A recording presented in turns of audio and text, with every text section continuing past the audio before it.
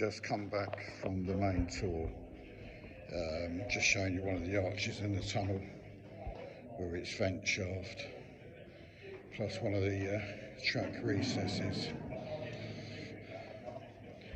So they were just saying about how tight the access was for the trains in here and how uncomfortable it would be to be riding a train through here. As I say, the tunnel was completed in a couple of years.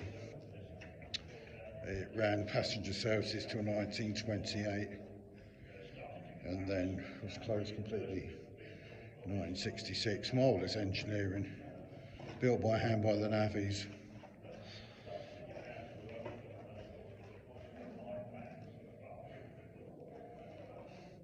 Amazing engineering.